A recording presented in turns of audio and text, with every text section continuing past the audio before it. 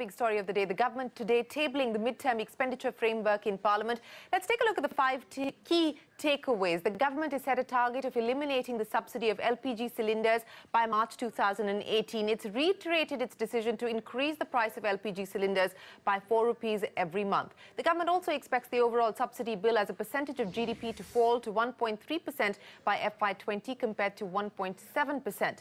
The document says that any shocks in tax collection due to the implementation of the GST will be absorbed in the current financial year, and hence the tax to GDP ratio will remain at the same level as the previous fiscal year.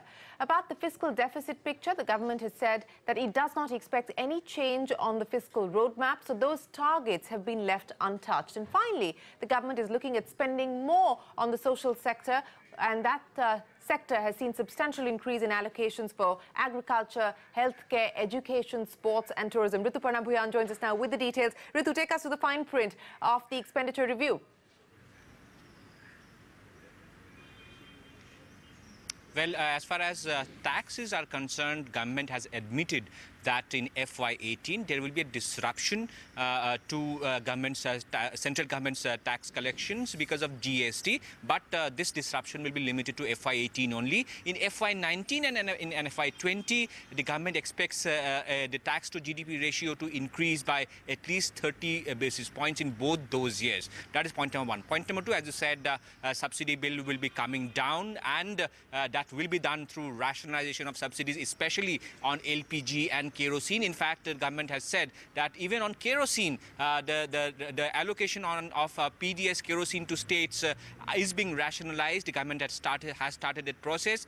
As far as capex is concerned, there will be an increase in capex with Defence Ministry leading the capex related expenditure, with about 1 lakh crore, more than 1 lakh crore capex being expected by FY20.